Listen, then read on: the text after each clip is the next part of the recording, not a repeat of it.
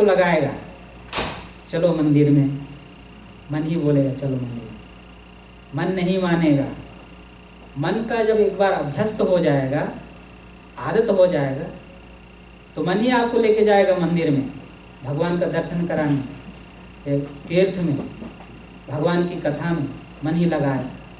लेकिन इस समय मन हमारा भी दुश्मन है, तो उस मन को अभी प्यार से जैसे तैसे उसको समझा बुझा करके हमको भगवान के सेवा में लगाना है।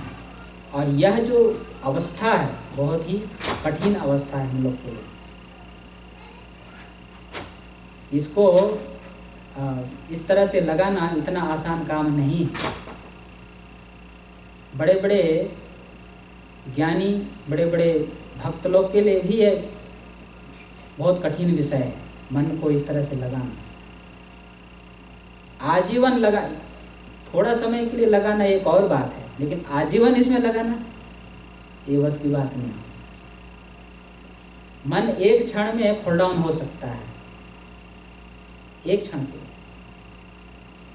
एक क्षण में सारा किया धरा मिट्टी में मिला सकता है मन, ऐसा चीज।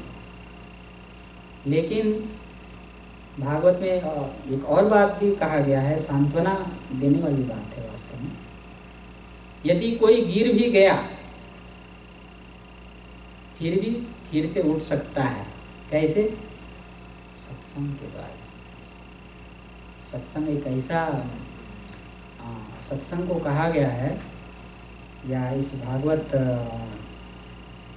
कथा वार्ता को शरद ऋतु कहा गया है। बारिश में क्या होता है, सब जगह पानी पानी हो जाता है, सभी जगह कीड़े मकोड़े घूमते रहते हैं,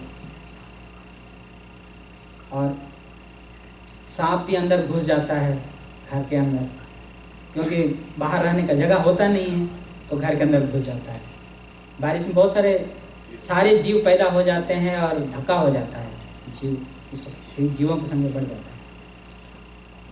लेकिन इसके ठीक विपरीत, जैसे शरद ऋतु आता है, बारिश के बाद में शरद ऋतु आता है, जैसे शरद ऋतु आता है पानी क्लीन होने लगता है अपने आप। सरोवरों का जो पानी है, नदियों का पानी जो है अपने आप क्लीन होने लगता है, साफ होने लगता है बिना प्रयास के। लेकिन बारिश के सीजन में आप कितना भी प्रयास करिए, वो बारिश आने के कारण वो गंदा हो जाता है। बारिश मूल रूप से जो ऊपर से जब आता है तो वो शुद्ध रहता है, लेकिन जैसे जमीन के संपर्क में आता है गंदा हो जाता है। तो ये बारिश का ये हाल होता है। लेकिन जैसे जैसे वो शरद ऋतु आता है वैसे सब कुछ पवित्र होने लगता है, साफ होने लगता है। तो ठीक उसी तरह से भागवत में कहा गया है, महात्माओं का जो मन है शुद्ध हो जाता है। और सत्संग एक शरद ऋतु के समान है। वो यदि हम गिर भी गए किसी कारणवश, किसी के असत्संग में आकर के हम फॉल डाउन हो गए, कुछ भी हो गए, कई बरस लग गए इस तरह से असत्संग में रहे, लेकिन फिर से हम सत्संग में आकर के हम अपने आप को शुद्ध कर सकते हैं। ये सांत्वना वाली बात है।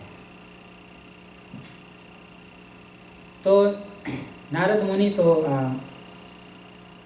अभी इस समय बालक हैं और मुनियों का सेवा कर रहा है। आगे और श्लोक आएंगे किस तरह से उनका सत्संग लाभ करेगा। तो आज का श्लोक यही है कि वो इंद्रिय जयी था, खेल कूद में उसका कोई इच्छा नहीं था। और इस तरह से मुनियों ने उसको, संतों ने बहुत अच्छा मौका जान करके उसको तरह तरह की कथाएं सुनाएं, उसको भक्ति करना सिखाया, किस तरह से हो रहा है ये बातें आज करें।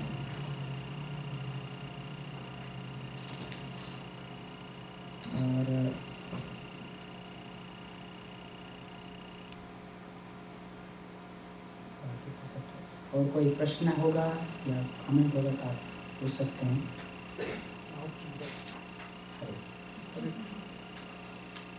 कोई क्वेश्चन?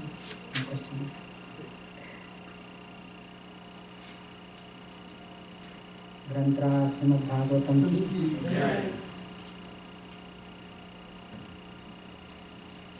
भागवत कथाकार ब्रज गोविंद प्रभु हरि हरि बोल।